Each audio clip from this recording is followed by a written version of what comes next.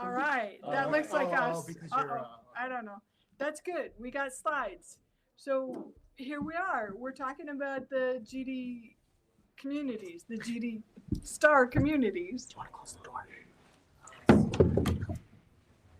And this is the Ask Me Anything panel. And I figured maybe we kick off by introducing ourselves. We are all GDG organizers, and Jin is on top.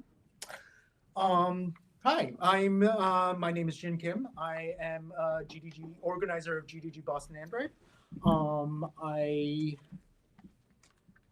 What else should we mention now? He's been doing this a long time. I've been doing, So I mean, I could give you the spiel about how long I've been doing this. So I've been doing various community things since college, and this is my most recent. I'm an Android developer by trade, and I I got a lot of help early on when I was learning Android many years ago from the community. And so I felt like giving back. And so that's how I kind of got involved into the GDG group specifically. Thank you. Great. So my name is Roman Jacos. You guys know me already by shouting all the instructions today. Come on. Shouting all the instructions today. Again, I am a GDG mentor for the Northeast. I am also a Flutter GDE. I am a lead organizer at GDG Lawrence. So yeah, I wear multiple hats. Again, I started just like you guys, attending events. That's what got me motivated into helping others, because I wanted those same things for my community. So I just want to say thank you, everybody, for joining this session. Thank you. My name is Elizabeth Mazias. Call me Beth. I am a Women Techmakers ambassador. I've been part of the Women Techmaker program since Megan Smith started it at Google I/O a long time ago in their San Francisco office. And it's grown out, and now we're inviting other communities, not just GDG communities, to be part of the Women Techmaker programs. We have a few more Women Techmakers here at the event today, and I would encourage you to meet them and talk to them about how Women Techmakers profile and spotlight women in tech and their successes. Harsh, your turn. Okay, fair enough. Hey everyone, I'm Harsh. I'm a master's student at Boston University. I'm doing CS. I'm with the GDSC at BU, and before that I was with the GDSC back in India for 2 years.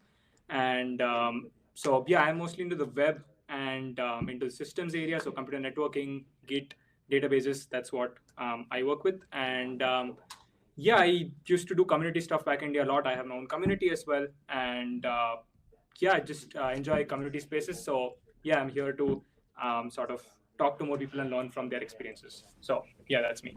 Right, welcome. See if you can find a spot.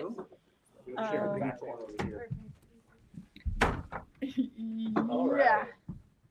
And our facilitator, our panel host is Sagar. For sure. So yeah, I guess all of us now know the amazing panel sitting over here.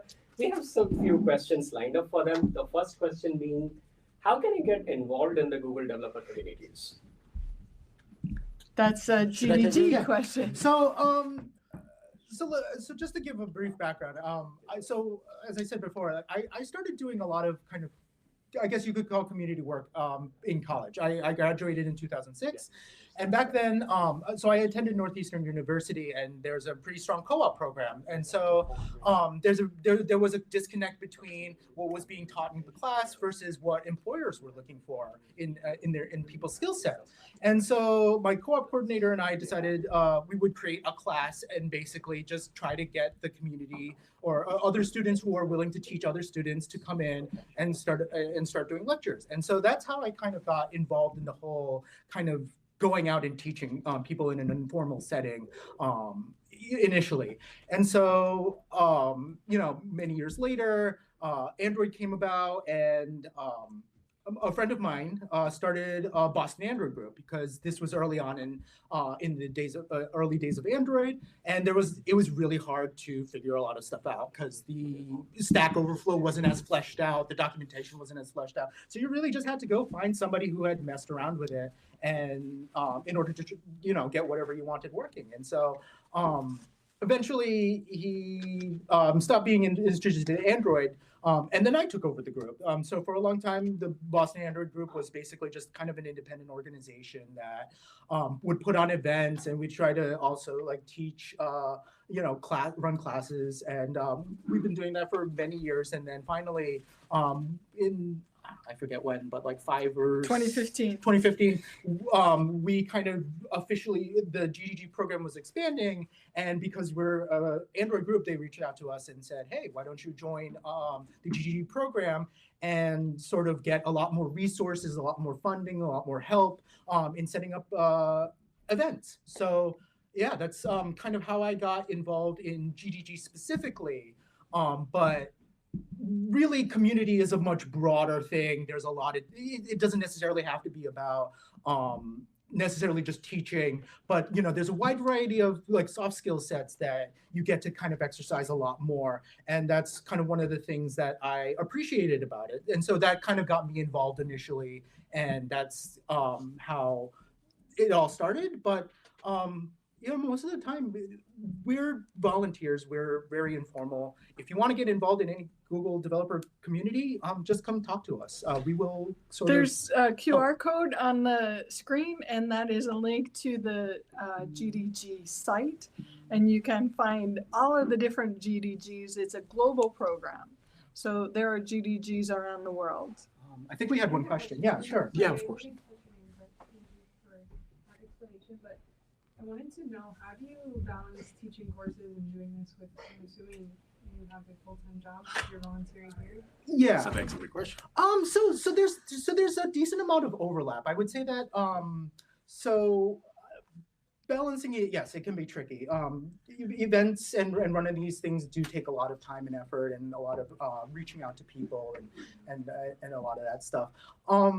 I think number one is have a good team, whether or not that's your own GDG group team. It could also be just people that you know in the community that are willing to sponsor you or provide talks, or just network and get people to kind of help you out in whatever you do. And so that you're not taking the load of, because running an event is its own job. It can easily kind of take things over, and you have to kind of figure out a balance between the two as far as day-to-day stuff is concerned.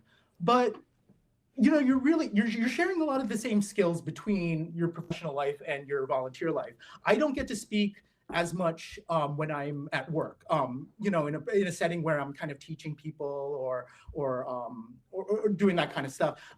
That doesn't always happen in your professional life. Sometimes you're the learner and not necessarily the teacher. Yeah. But this gives you an opportunity to kind of exercise those soft skills. One thing that I know is that a lot of people have a fear of public speaking. I got thrown into it, so I never had that fear kick in. And now I have this ability to go in front of a lot of people and just talk.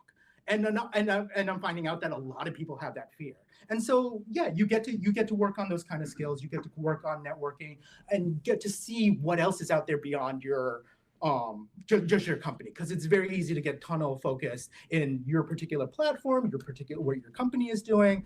But there's a ton of people doing a ton of interesting things, and there's a lot of people out there who also want to help and do community. Somebody just needs to stand up and say, "Follow me," and then you will help. The help will come. So, in terms of balancing the hours, right? The volunteer hours and the professional hours. I think what we do most of the time is have stuff after business hours. So a lot of our meetings are on Saturday. A lot of our meetings are 7 at night or after dinner.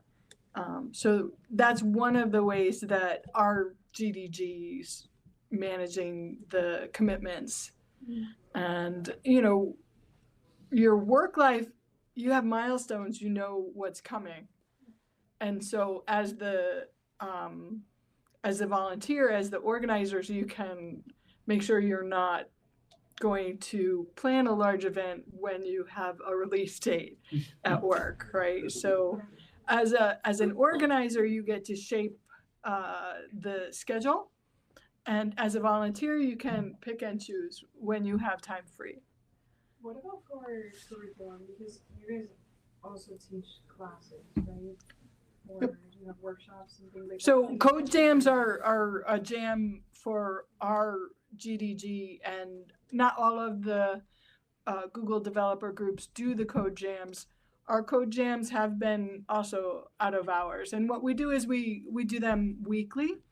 Roman has done a lot of code jams. Yeah, I can definitely add to that. Yeah, so for those things like workshops and classes, most of the content is actually provided by Google, so we don't have to like spend time creating the content. It's already provided. All we are just is facilitators, and we're there down, on the trenches with the rest of the community, learning together. Another way, again, back into the balance that you were asking. So try to find a good cadence that works for you, but doesn't affect your life around it. Like you do have a family, you have friends, you have a job that you need to sustain. So find a cadence that works for you. For example, just for me not to get burned out, I say at work, I like to keep it like, keep a good balance. Like, every week or every 2 weeks, we hold an event, do a small session.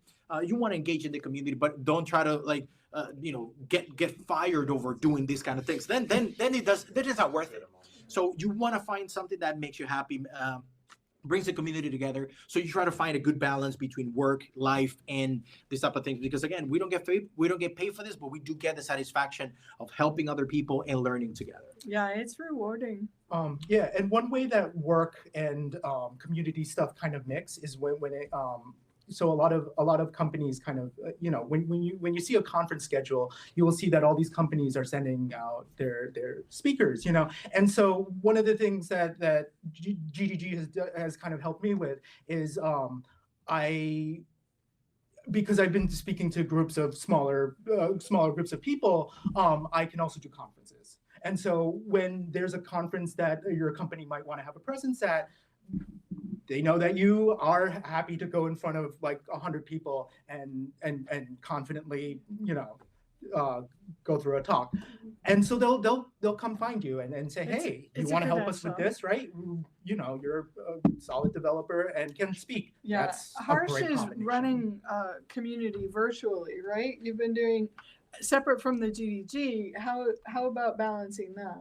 So essentially, we just completed 3 years on the 24th of this month, and it has been pretty challenging in the start because I was the only one doing it.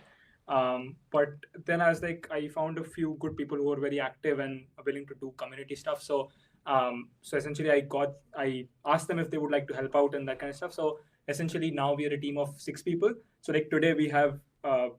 We had it right when actually it's going on right now. We have a online event every Saturday. So it's going on right now and I'm not there today. So the team is managing it, that kind of thing. So essentially having people around you who are really helpful that way, it works out that way. If you build it, they will come kind of thing. Yeah, sort of. But one point that I wanted to bring out that Jin talked about was essentially how he said, if you want to volunteer or do stuff, just approach people. That's exactly how it worked out because I just attended one of Boston Android's meetups. Russell was there. We just sat for 30-40 minutes and it was a good conversation. I enjoyed it and I was following the group on Slack and suddenly I saw there's a DevFest event happening. I was like, oh, I want to continue my whatever I was doing with communities back in India here as well. So I just messaged her, hey, I've done some of this stuff before. I really enjoy communities and talking to people. So can I help out? She's like, yeah, join as volunteer. So it's just a message. So it's really that easy. That's just what I wanted to point out, that I'm a live example. We have a question in the... Sign up and show up. Yeah.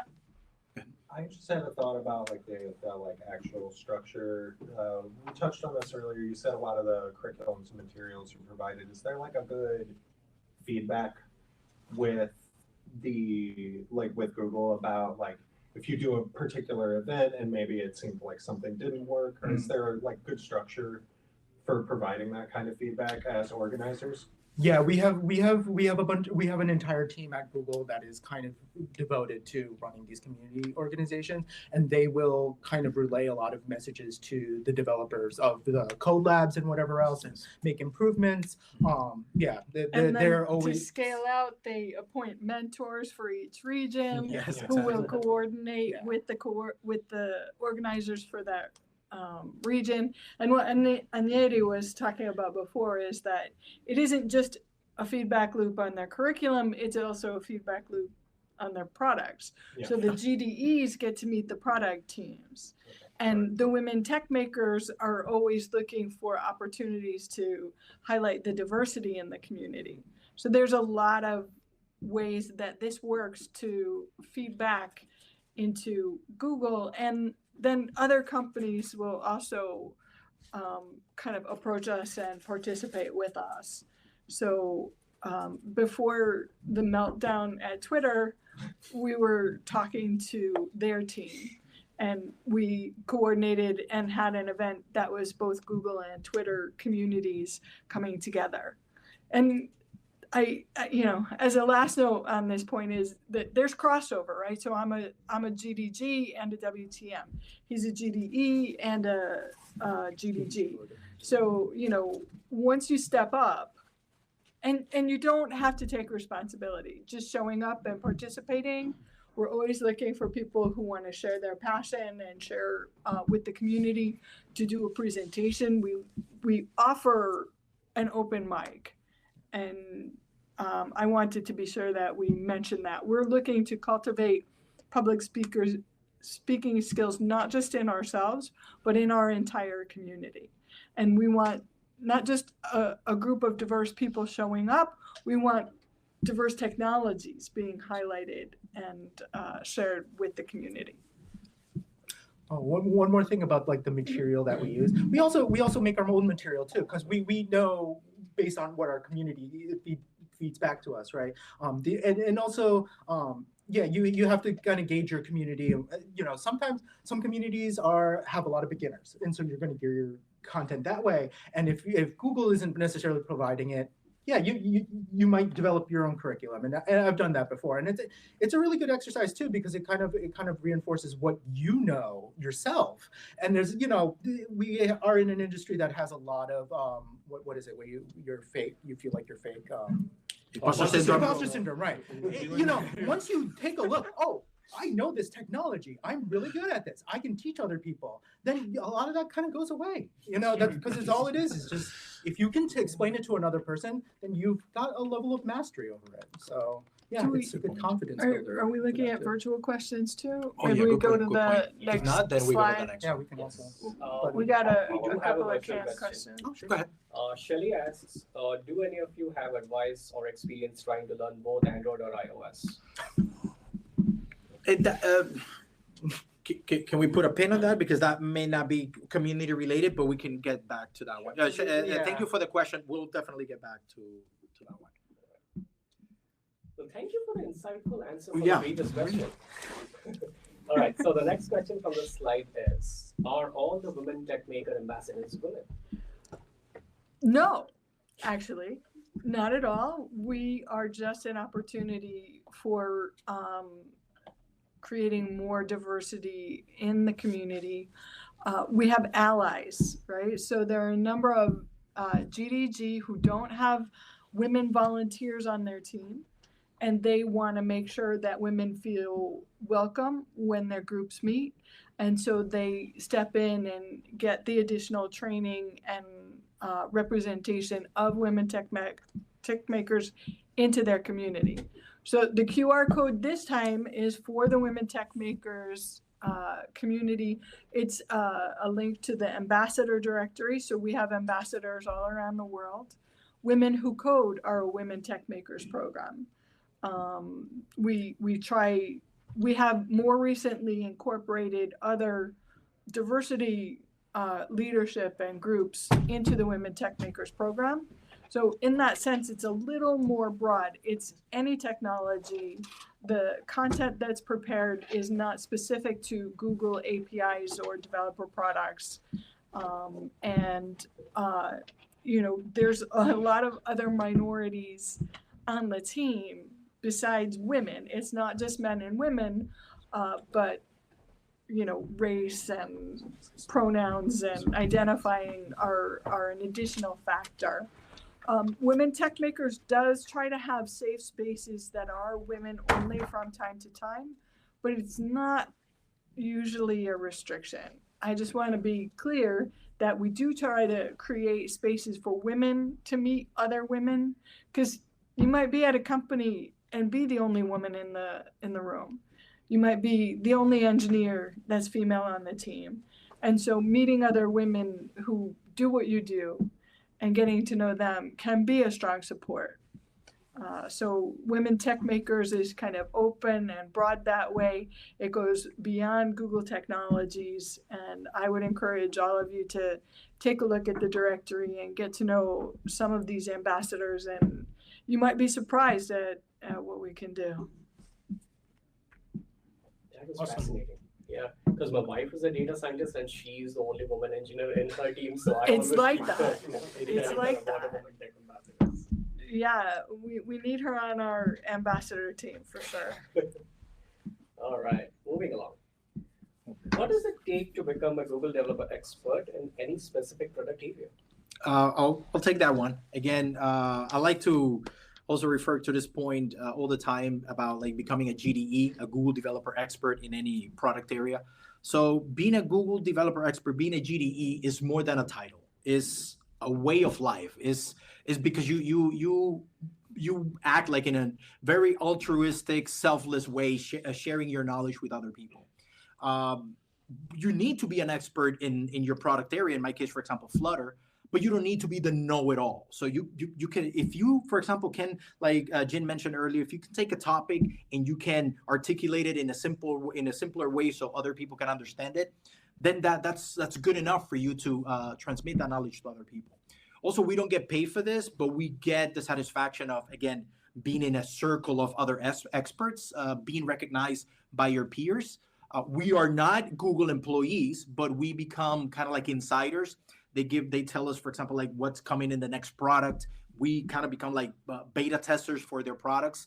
And Everybody asks you if you work for Google. yeah, they ask me if I work for Google. If you think, for example, like if GDE is a stepping stone to working at Google, that's not how it is. So let me just summarize it in 4 points. So becoming a GDE is 4 steps. The first one is getting nominated. So you get nominated by either a Googler, a person who works at Google, or a fellow GDE. And that is because you will kind of like get discovered by your contributions to the community, whether you're talking, a YouTube channel, Medium posts, exactly. Yeah, exactly. Like doing a lot of sharing in the community. That's that. You get discovered. That's the nomination. Then once you get nominated, then it comes like a couple of interviews. Let's say you're discovered. Someone says, "Oh, I like what you're doing. Let's see if you can make it as a GDE." So now you get a community interview. That means it kind of like tests your chops and public speaking, engaging with the community, sharing with other folks, and of course, if you do have what it takes to again engage with the community. That's part 2. Part 3 then is the product area interview. Now a Googler interviews you, not like big old notation stuff or like coding, but exactly, yeah, none of that. It's just if you have the Googliness. Meaning, if you can also be like a Googler, but without the pay, of course. But exactly, or mind the stock options as well. You don't have Sundar Pichai's in a speed dial, no. But at least you can. They test your knowledge in the product area. In my case, Google, Flutter. But for example, like if you can articulate those terms and explain it to other people, that's perfect. But the last point, step number 4, which is the most important one, is maintaining the GDE status. Maintaining the GDE status is not just like, okay, I want to become a GDE and then I'm just going to go home and sit slapping my title to other people. No. Becoming a GDE is a long-term commitment. You have to share with the community. It's not just about the title or me getting a job at Google. It's helping other people, sharing the knowledge, becoming active. If you're not active, they take you out of the program. So if you're in it to get just a title, then this is not for you. If you want to help other people, spread the knowledge, continue nurturing that product area and doing it out of passion and commitment for the community, then this is for you. Let me know. I can give you the list of requirements. And then if you have what it takes to become a GDE, I can nominate you. But don't just ask me to nominate you just for the hell of it. If you do have what it takes, I'll nominate you. But don't ask me to nominate you. I can ask you to then become a GDE. So The- not just, so I the can give you the QR code. nomination. The QR code gives you that information. So I hope that covers a lot. Yes, question?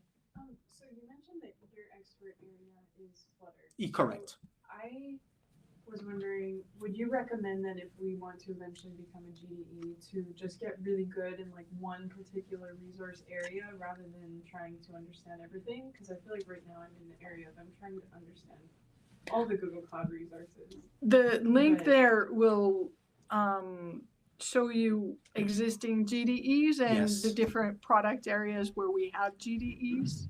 And whatever you're passionate about, you want to become an expert in that area. Yes, of course, you can nurture that and you can become a GD, but try to do it out of like something that you're really good at, something that you're really passionate about, not just to have a feather on your cap. Like I'm a GDE in cloud, but I hate cloud, but I'm a GDE. No, it's like something that you like, something that you're really good. Why? Because the knowledge that you transmit to others is going to come out organically and normally. Like I do it without efforts, and I'm like, oh, let me share about Flutter and all of that because I like it.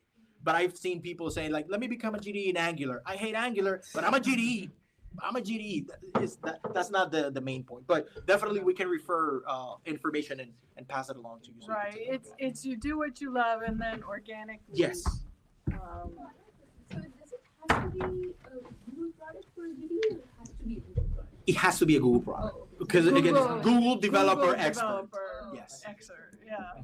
So if you're really good at AWS, well. Yeah, no. I mean, they will They have their don't own know. program. They have their own program. Yeah, Every that's company, a lot of the major companies have their own sort of either DevRel program that you can probably contact. But yeah, Microsoft has the. Yeah, with Microsoft MVP, has Microsoft that. MVP. Yeah. Yeah, one of the sessions was a Microsoft certified expert that Mhm. that applied to speak here. So, but what we're talking about, that link, yeah, that's We'll that's have that Google information. Technologies. And Google Technology is pretty broad too. It's not just advertising. I think there's also some business, like There is- BI is there another is BI. section. So yeah, but it's just the ones that get the most attention tend to be mobile, web, and machine learning and that kind of stuff. So, but yeah, there's a lot of things you can. Oh, question. Do you guys have any insight into areas where you feel that the community is lacking? That's a good question. That's a Yeah. good question there. You mean product Mobile areas? probably not as Android probably not as much. It's been It- things that it- have been around for a long time Mhm. have their sort of established community, but people do kind of rotate in and out. It's Mhm. people aren't GDEs forever, so. I see, for example, like a Recent heavy load on, let's say, GDEs, like in mobile, web, cloud. I see a geolocation and like what other? There are some areas that there's not that heavy presence on like expertise. But I would say ads. Ads is the ads is a business- good. the kind Ads of those is a kind of good point. pulling. Yes. Yeah, ads. I don't know too many of them, and I think they're always kind of looking for people that are ad experts or search experts. Yeah, too. in addition to the GDE program, there's also certifications, right? yeah. So Google Cloud certifications, there's an exam for Android certifications, and those are, online credentials that you will keep with you, that you can, keep track of. I think the Android certification is a one-time thing. Once you have it, you have it. And there's multiple levels of Google Cloud certification, but that's the other room. Okay, that's Yeah, that's the other room. that's the other room. We're not talking too much about cloud. I think that they are creating new GDE. They're creating new experts in product areas as they emerge. So I think what you'll find is that the market demand will tell you if there's more room for additional GDEs or more demand for GDEs in a specific product area. So the demand on cloud is very high right now, and I think that they are growing the number of experts there. Advertising, I think it's hard to find somebody who's really knowledgeable about digital marketing, and so the demand is there for people to be experts and to have expertise in that area. But it's quicksand. the ground is changing as we're walking on it, and what's more important is to know what you like and to know what you want to do. That is the way forward. And I guess one thing that at least, Is there anything on machine learning or AI? Oh yeah, Yes, that's yes. one of the Mhm. largest, well-supported. Oh yeah, TensorFlow is. That's all they talk about. Yeah, there's a GD for that. So yeah, one thing that I have noticed that is maybe lacking is so a lot of groups, at least at the GDSC level, most groups are catered way towards a lot towards beginners. So what I have noticed till now is at most places is I've been missing slightly more advanced or detailed talks. So a lot of it is getting started with something or building something in something, but a lot of the times some greater level of detail of slightly more advanced talk is sometimes not present, quite a lot of times not present. So that is something that I would sort of like to see more and bring more. So yeah, that's what we've been trying to do. So yeah, that's one place I feel is less looked upon because most events are beginner focused, which is not bad, but just pointing out something that I feel is lacking. Right on. Any other questions? Questions in the Yeah, yeah. there's Yeah, that was interesting, and it was really inspiring how Roman defined the word expert. It does not mean you have to know everything, but rather it's all about how you present your understanding. That was really inspiring. All right, let's move on. Oh, we have an online question? Oh, wait. Cool. What led to Boston having GDGs exclusively for Android and cloud? Oh, just the size of our communities. Yeah. It's just I mean, it's just it's a big city, and when you get across the bridge into Cambridge, where you find MIT and Harvard, you find people coming out of that training and having an interest in continuing to learn and being part of the community. I think another interesting fact about the Boston community is that they're spread out. There's a beltway, a technology beltway, and so Bose is here and they're out in Framingham, and there's a lot of big companies that aren't in Boston Robotics. I got ahead of myself. But Boston Robotics is not actually in Boston, and so there's a very large technology sector here. Boston Android was invited to become a GDG after establishing the Boston Android community independent of the Google Developer Program. I think the Google Cloud program actually got started by Googlers who were working on cloud, and they wanted to bring it out and evangelize into the community in the early days of Google Cloud. And then it became a volunteer-run organization outside of the Googlers and the Google office.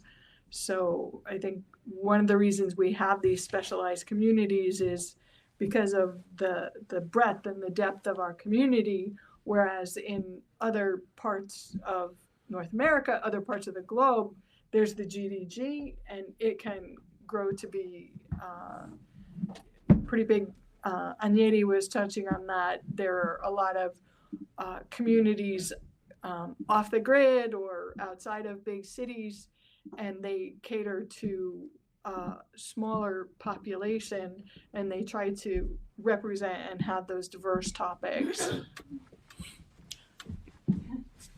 Do any of you have experience teaching classes either in person or leading events in person or virtually outside of the Boston Northeast community? And if so, how does that work? Yeah, I've done stuff for conferences. I also worked at like a summer camp for teaching people functional programming. Actually, one of the things that you'll notice when you're networking after you've done a couple talks is that other groups from around, especially education groups, they'll come by and say, hey, can you give the same talk to our particular school or whatever? And so you end up kind of running into a lot of those other groups that also want Yeah, I The same kind started of in material. Silicon Valley, and I used to teach a summer camp in STEM for young women. It was held on a college campus, Santa Clara and Stanford campus. So it was an overnight camp for young women in high school, and the communities aren't that different, outside. I think, in my experience, what was in Silicon Valley is more of the same in a lot of ways, in a lot of respects.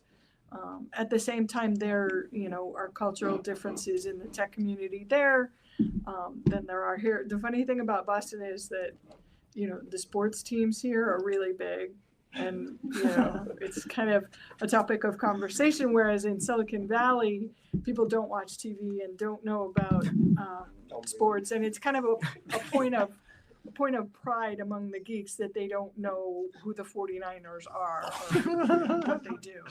So some of that is, artificial and cultural, but there are some differences, but for the most part, it's standing up in front of other people, explaining technology. A lot of the time it's just the basics. And, trying to open up the community and bring more people in, because there's no shortage of jobs, right? There's all these layoffs, we're having a purge, but there's no shortage of work, and there's just not enough engineers to get the work done. And that's always been one of my motivating factors is I have this app to do. It's a lot of work. I need help.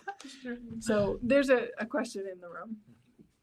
So we've been doing a lot of talking about like community outreach and networking and the presence of those things within tech.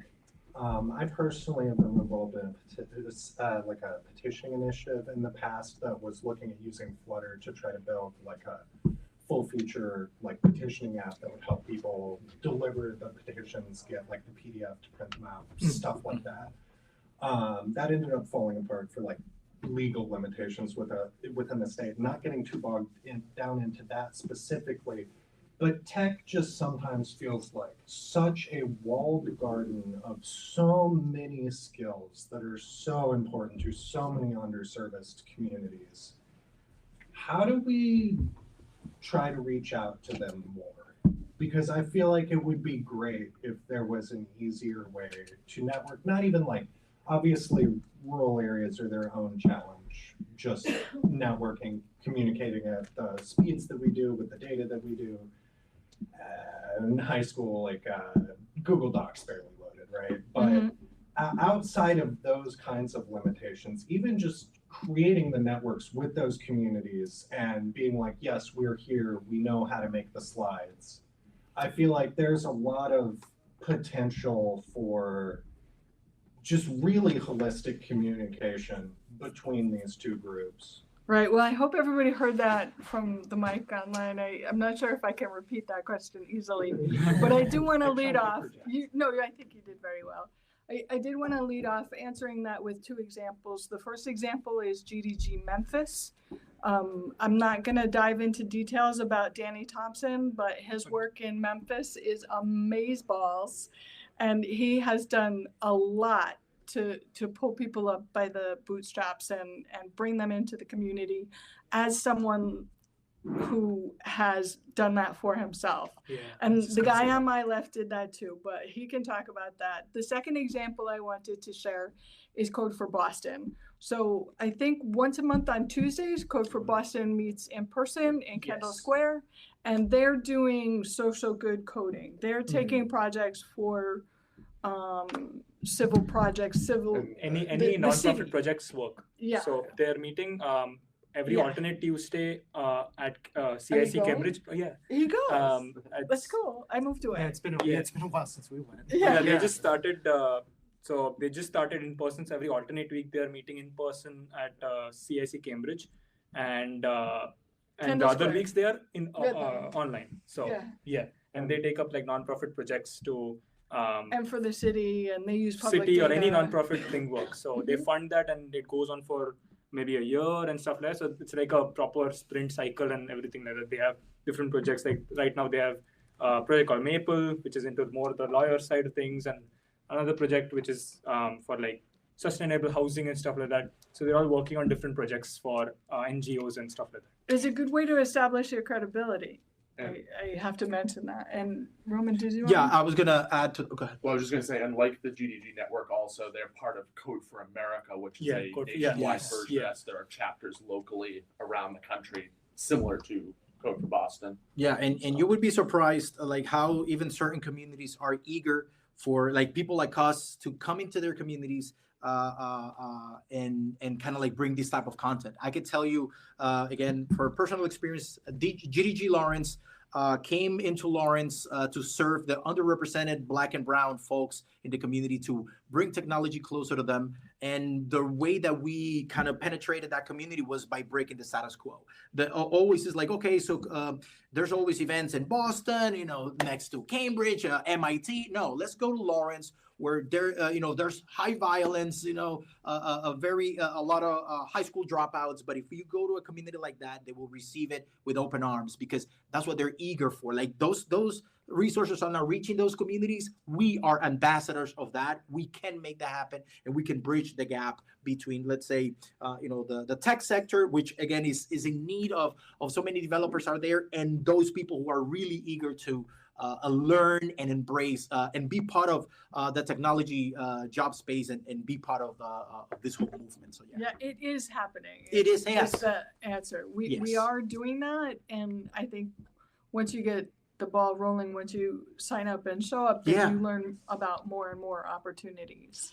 Yeah, if And you're, there's room to grow. yeah, if you're looking to help underserved communities, the thing is that usually there's already somebody in that community that is struggling to reach out. One of the most important things that no matter what, you know, we've been kind of talking a lot about logistics and kind of like how to get into it. But the one thing that's most important is just being open as possible. Do not go in with any sort of preconceived notions. Don't walk in saying, let's do this, this, and this. No, they probably already know what it is that they exactly want, and they've been desperately trying to find people to either help or provide them with resources. If you really want to get involved in helping underserved communities, go to that community, see who's doing the tech stuff. I mean, even Boston alone, you go to any sort of underrepresented community. There's somebody there hustling to try and make it work for their community. And Yeah, it's Venture not easy. Cafe is Oh, Venture here. Cafe, Venture yeah. Cafe, in but yeah, Boston. there's a Oh, lot yeah. of Venture stuff is Cafe. very again. Venture Cafe in Roxbury is kind of awesome.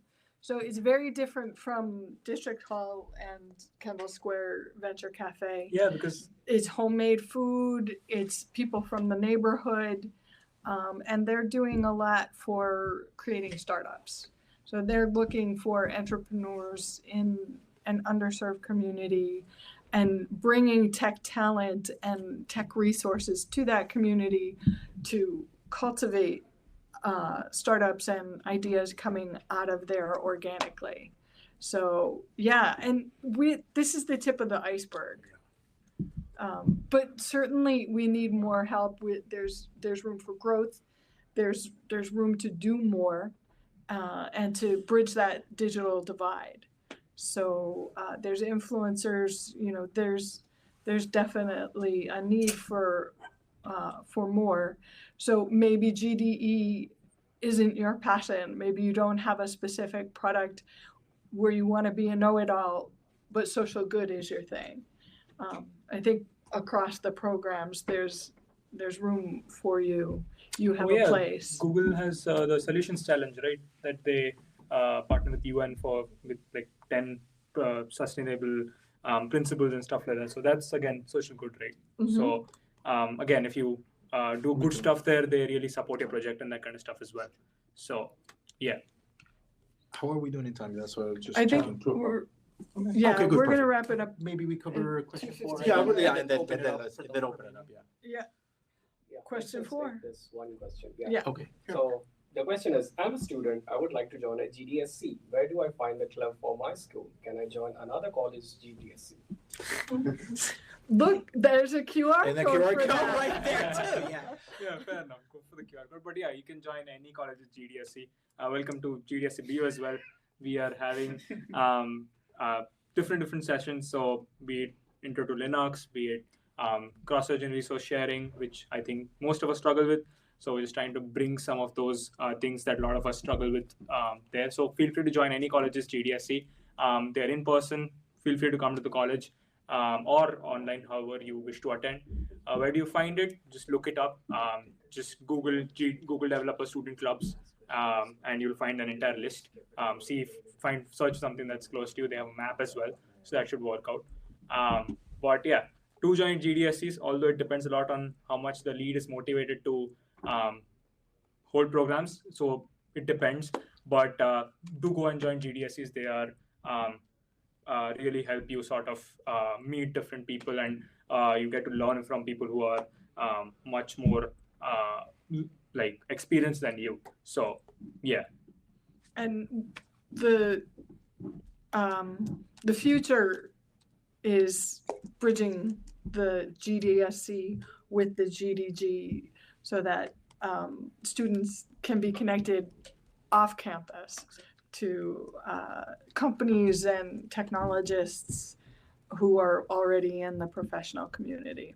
Yeah, because just like today, there are, I was talking to quite a few people who are like, oh, I'm like a C++ developer, done low level programming for so many years. So it's so good to have the opportunity to sort of pick their brains on why do you go with low level programming? What are you doing there?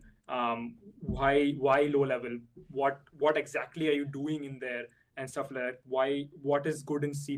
What is not good and stuff like that. So there are so many opportunities to pick their brains. It's not just about the networking, find an internship kind of approach people for LinkedIn and that kind of stuff. It's a really great opportunity to sort of talk to people that way and learn from their experiences, which is what is sort of, which is why I love events like these wherein experienced people come in. So that is sort of the best motivation that I have found and best thing that I found at such events. But let me tell you something. You guys got it good now. When I was in college, if there was a GDSC, I would have been a GDSC lead. So yeah. you have to be really thankful, and also for you also who are in colleges, that if there's a GDSC, join it. Because again, it's a path that opens a lot of doors. Yes. To again networking, learning a lot of great content, not just from Google, like from anything. But I wish back in college there was like a GDSC. But yeah. It's also my understanding that GDSC is like a more recent program, so I'm guessing a lot of schools might not have a GDSC. Right? Currently, they don't. You can be the GDSC of that Correct. school if they don't have one. Yeah, and for heaven's sake, don't do it for the title. There you go. Yeah. Yeah, because no, I'm seriously saying that because it has happened with me. Because I was a part of a GDSC wherein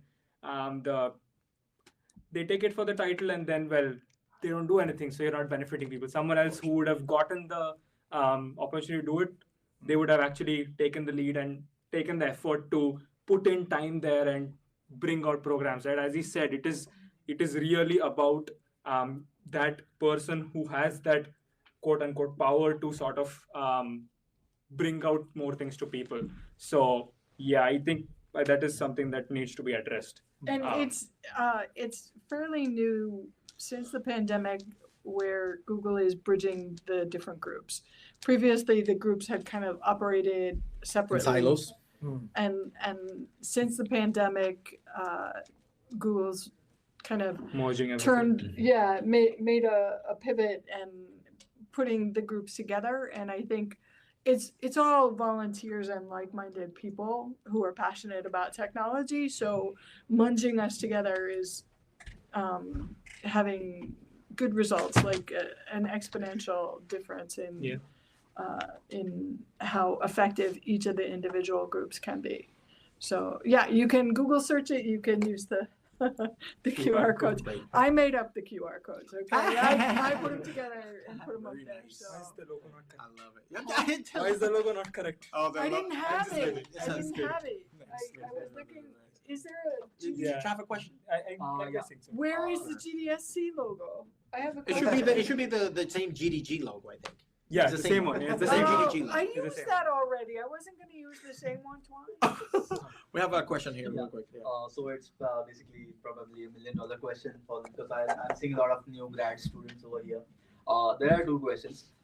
First thing is since it's the market situation of the market is not good right now. Like it's a phase. I know we know that it's going to get past and it's going to get better like along with time. But right now, like since a lot of us are on H1B or OPT, how would you like tackle this problem being a new grad or being an international student to actually increase the chances of getting the employment, like in terms of internship or anything over here? We just want to know your personal views. And the second question is like, since like I have applied to few positions, like I'm getting with interviews. The one thing that I've observed all over the US is like they basically scan you initially on the DSA, that data structures and algorithm, and the lead code. But the domain knowledge, the experience that you have done, the things that you have done, they come later part. So like because I do have a limited experience on that, like on job search in the US. So like what you would take on that? So first thing is like how would you tackle this problem? And second thing is, should we focus only on lead code and let the domain knowledge be side? I mean, if you want my honest opinion, I don't think this is a problem for us. I think it's a problem for hiring. It's the industry. The whole system is kind of rigged in a certain way. You just got to learn how to cheat the system. There are tricks. You know, even at the resume level, they're not looking at a resume with eyes. They're scanning it. Right? So you have to kind of know keywords, those tricks. And yeah, hiring is.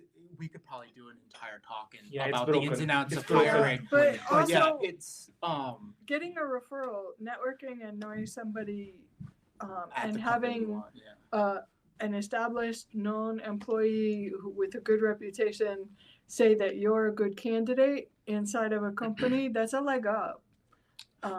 Or just personal referrals will always get you in the door faster than a resume. If you meet the developer at X company that you would really like to work with, get a good rapport, exchange emails. They know a face and a name. That's gonna do miles better than a piece of paper with your name at the top. Yeah, so I'd say I totally agree with Jane. It's a systemic problem, but then you being here in this event today, you're doing the right steps because you're networking. Should I practice the lead Yeah. code for 4 years or No, 4 hours or it's a 4 good years? thing Like, it's on your completely worth resume it. to say that you're part of a GDG. It looks say really that good, you're yeah. attending conferences, saying that you're doing extracurricular activities around Definitely looks good. technologies. Yeah. But yeah, as far as like H1B issues, that's above our pay grade. Sorry. I just have a question beside him. I could be wrong, but what's the outreach for this program? Like, say, there's 2 questions part of it. What you guys like the program is doing to reach out to people? Like, how beside the website, what is another resource people are using it? Like, okay, another question it is like, surely we are like not against you guys, just saying in journal. We are saying, okay, we are helping community, but how many people are here from the community college here? Versus, I'm just putting out there. I'm not saying against you guys, just saying like how much outreach Google did to provide like, okay, that we have these people from community or community college, I would say, that can get connected to the program. Sure. So the GDSC, I think, is reaching out for students. The Women Techmakers are reaching out for women. The GDEs are reaching out for specific products, and the GDGs are kind of a blanket that covers all of those bases whenever we can. It's a gap, honestly. I've always wondered how we could get into some of the underserved communities and cross that bridge over the digital divide. I think a lot of that is out of our hands. So like, my suggestion onto it, they should have volunteers for those work too. Like if you can like get volunteers, be like, okay, reach out to like, we have 18 community college, just saying in journal for Massachusetts. We should have 18 volunteers to reach out to the community college. Could be the first day of the college, last day of the college, and I wanted that. like I don't know about it. I'm just But no, you grabbing the raised knowledge of it. You raised an amazing point. One thing that I will add to that is I've asked people, do you know what GDG is? People say, I don't know what that is. And also, there's a problem in how we are broadcasting and how we are like getting the message out there to people. But I've also noticed that, for example, me at GDG Lawrence, I went to Northern Essex Community College. I walked in there and then I told them, I have something free for you guys. Your students don't have to pay for certifications and I'm going to bring the content. Some of them were even, what's the catch? Like, I won't let you in because you're going to either charge me, there's something going to be going on, you're going to disrupt our system. So it sometimes is a problem with even bureaucracy, even local businesses. It's a shame. We need to like combat, or funding. So we need to combat against that. But the way to do it is just like us, like try to go out there, try to do the lead work that needs to be done. It's a problem, but we're fighting it that way. People in the community who want to find something like GDG, people who want to know more, they'll find us. Yes. It's kind of hard to pull them in, but we try to be as visible as we can. I think also I think your question actually brings up a good point about the earlier question about balancing work life, because yes, as organizers we're balancing our work life too, but for the people attending, there's also a balance because they are done with the workday and they want to get home, right? Yeah. And so you have to be as compelling as possible to get those people. Maybe you bribe them with free food. That's probably the number one way to get people in, or you give them cups or whatever it is, or T-shirts. But yeah, that you're always going to be fighting against that problem because you need to be compelling enough to get somebody to go to your thing instead of going home. or going to the bar or whatever people do for fun, right? You're competing against that, and you will, and it's a self-selecting group to some degree. The people who are super motivated to come and hear a talk for an hour or two is a very specific group. We are at time, yes. We are at time. We are going to be around. Reach out, we're circling. Come bug us. Yeah. Our contact information is all online. Feel free to reach out to any of us for anything, even maybe beyond community in general, anything. We are Thank you, everybody. Thank you. Next session, 2:30.